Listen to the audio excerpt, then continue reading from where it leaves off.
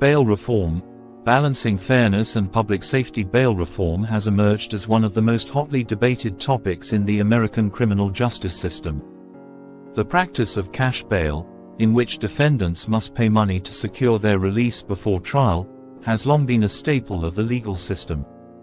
However, critics argue that it unfairly penalizes low-income individuals, who may be forced to remain in jail simply because they cannot afford bail, while wealthier defendants can pay and walk free. On the other hand, opponents of bail reform claim that eliminating or reducing cash bail could jeopardize public safety by allowing dangerous criminals to be released back into the community. These tensions between fairness and security have led to varying experiments in bail reform across the United States, with mixed results and ongoing debates.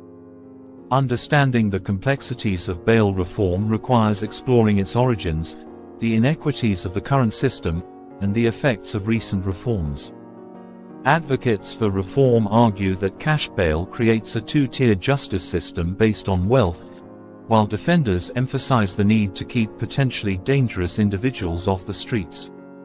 As cities and states continue to grapple with these issues, the path forward remains uncertain, but the stakes for both justice and safety are high. The bail system in the United States is rooted in a centuries-old practice aimed at ensuring that defendants appear in court. The principle behind bail is simple. A person accused of a crime should not be unnecessarily detained before their trial unless there is a risk that they will flee or pose a danger to society.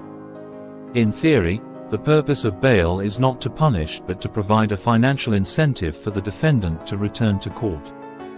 If the defendant shows up for their trial, the bail is refunded. If they fail to appear, they forfeit the bail and a warrant is issued for their arrest. However, the cash bail system has evolved in ways that critics say undermine its original intent. Instead of merely ensuring a defendant's appearance in court, bail often functions as a de facto form of pretrial punishment for those who cannot afford it. According to a 2018 study by the Prison Policy Initiative, on any given day, roughly 470,000 people are held in jail simply because they cannot afford bail. Many of these individuals are accused of minor offenses and have not been convicted of any crime, yet they languish in jail because they lack the financial resources to secure their release. This has led to the criticism that the cash bail system disproportionately impacts low-income individuals and communities of color. Wealthy defendants, even those accused of serious crimes, can easily post bail and go free, while poorer defendants remain incarcerated, often losing their jobs, housing, or custody of their children in the process. As one New York judge pointed out, bail is not about the crime, it's about the bank account. In response to these inequities, advocates have called for bail reform, arguing that no one should be detained simply because they are poor. Reformers propose alternatives to cash bail, such as risk assessments that evaluate whether a defendant poses a flight risk or a danger to the community, rather than basing their release on their ability to pay. Some also suggest expanding pretrial services that monitor defendants, ensuring they return for their court dates without the need for bail. The movement for bail reform has gained traction in recent years, with cities and states across the U.S. experimenting with different models. In 2017, New Jersey became one of the first states to enact sweeping bail reform.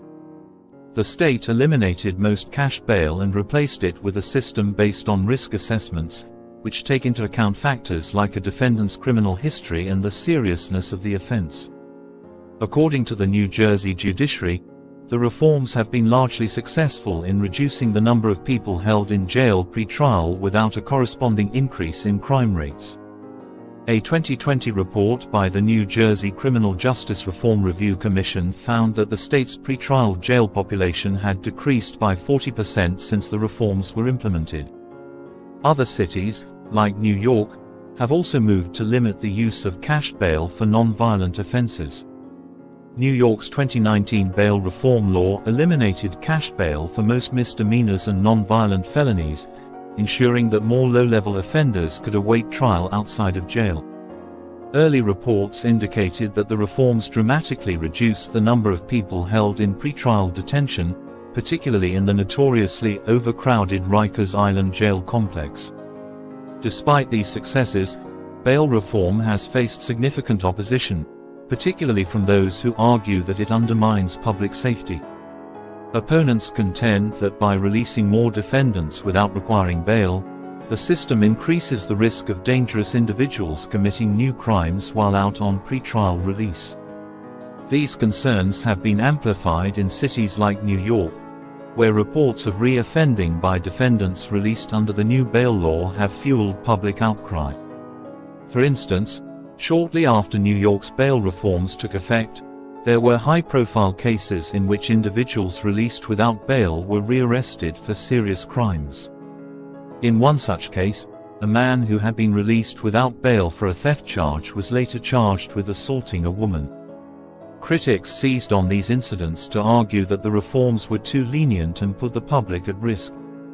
In response to the backlash, New York lawmakers amended the law in 2020, reinstating cash bail for certain offenses, including those involving repeat offenders and violent felonies. The debate over bail reform often hinges on the question of whether pretrial release poses a danger to public safety. Opponents argue that cash bail serves as a necessary tool to keep dangerous criminals off the streets. However, reform advocates counter that the cash bail system does not accurately assess risk, since wealthy individuals can pay their way out of jail regardless of the danger they may pose, while low-income individuals who may pose no threat remain incarcerated. A more nuanced approach, they argue, would focus on evidence-based risk assessments rather than a defendant's financial situation. As more cities and states experiment with bail reform, it is clear that there is no one-size-fits-all solution. The challenge lies in balancing the need for fairness in the justice system with the need to ensure public safety. While the current cash bail system clearly disadvantages low-income individuals, the alternative approaches, such as risk assessments and expanded pretrial services, require careful implementation to avoid unintended consequences. One potential model for reform is New Jersey's risk-based system, which has shown promising results in reducing pretrial incarceration without increasing crime.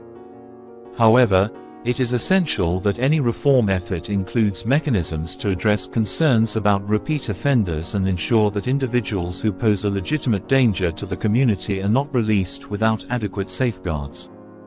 Additionally, reform efforts must be accompanied by broader investments in social services and community support systems.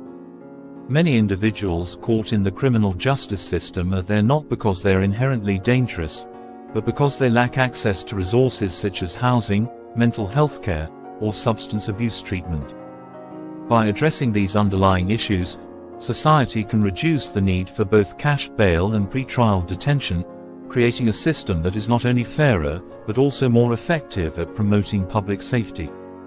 The debate over bail reform highlights the tensions between justice, fairness, and public safety that lie at the heart of the criminal justice system.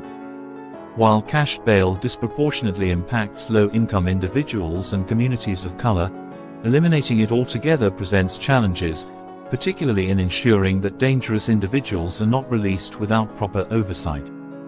As cities and states continue to experiment with reform, the key will be finding a balance that protects both individual rights and public safety. Ultimately, the goal of bail reform should be to create a system that treats all defendants equally, regardless of their financial situation, while ensuring that the community is protected from those who pose a genuine risk.